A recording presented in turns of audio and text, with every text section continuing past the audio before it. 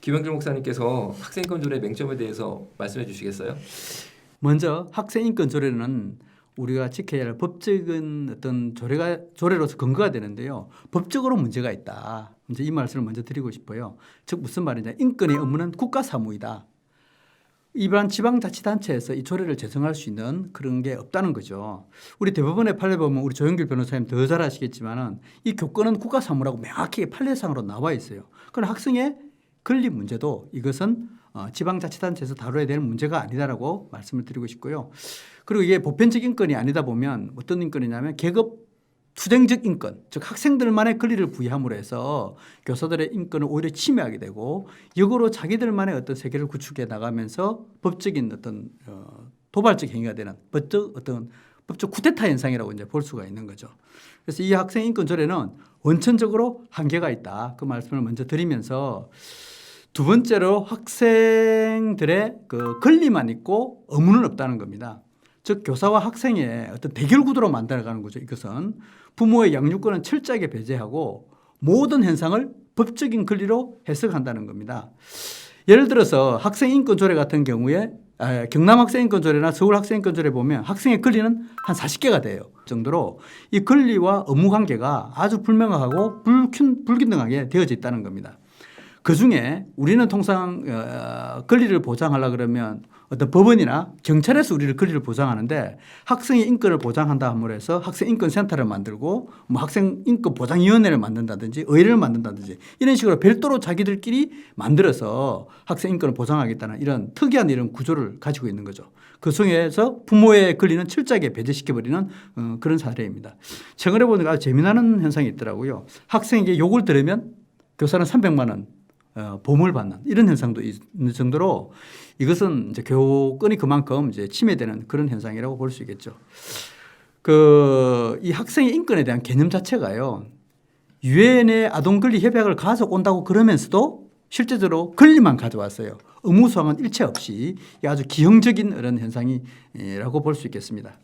그다음에 세 번째 특징은 학생들을 정치적 목적으로 이용한다는 겁니다.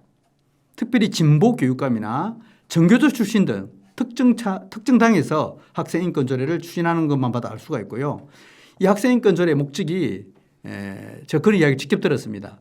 학생인권 조례의 목적은 다른 어떤 것보다도 인권 교육과 인권 센터를 만들어서 자기들의 자리를 만들어서 정책을 해 나가는 것이라고 하고 있습니다. 그런데 우리가 통상 보면 뭐 성적 지향이 있고 없고 그 하나 뺐다고 해서 뭐 그렇게 하고 있는데 더 중요한 것은 인권 교육이고 인권 센터 만들기였다. 이걸 통해서 계급 투쟁적 인권 교육을 시키는 건데 예를 들어 성인권, 성인지 교육이라든지 노동인권 교육이라든지 성평등 교육 이런 것을 시킨다는 그런 사실입니다. 그래서 모든 우리 학생들의 행동을 인권 침해적 그런 측면에서 보는데 예를 들어서 뭐 맞을 짓을 했으니까 맞자 그러면 상해 폭행으로 하고 야 너 고무실에 내려와 휴대폰 압수야 그러면 유인 약치 뭐 불우이웃 돕기 2,000원 하면 그건 금품 갈취 뭐 이런 것도 가르치고요. 아주 또 재미나는 거 이제 뭐 인권센터에서 이런 것도 있더라고요. 춘향전 속의 변학도가 춘향에게 가한 행위를 볼 때 인권 침해로 제기할 수 있는 것을 고르시오 그러니까 아이들이 답하는 게 성적 자기 결정권, 뭐 평등권, 뭐 신체의 자유가 침해됐다. 이렇게 모든 것을 인권적인 측면에서 해석해 본다는 거죠. 이런 것이 아주 큰 문제이고 특히 이번에 서울시에서 작년에 그 교육청에서요 교사들을 상대로 교육을 시킬 때에 분명히 그 이야기합니다. 보편적 인권이 아니고 상대적 인권이라고. 계급 투쟁적 인권이라는 거죠. 그래서 우리가 여기에 절대 현혹되지 말아야 될 거라고 봅니다. 마지막으로 네 번째 이제 학생인권조례 가장 큰 문제점은요. 윤리와 도덕을 붕괴시키는데 특별히 성윤리와 도덕적 가치 기준을 완전히 붕괴시킨다는 겁니다. 국민적 합의도 없는 뭐 성소수자라든지 성정체성 이런 용어를 마음 놓고 써가지고 우리 아이들에게 잘못된 어떤 개념을 가르친다는 그런 사실입니다.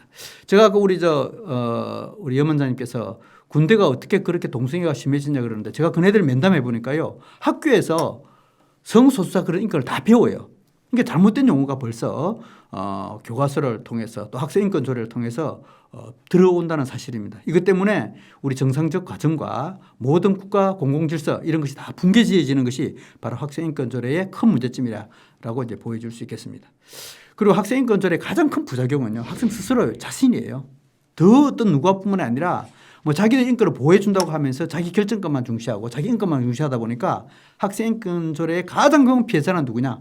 바로 학생이라는 사실입니다. 이것이 좀 맹점을 좀 알고 학생인권 조례에 접근했으면 감사하겠습니다.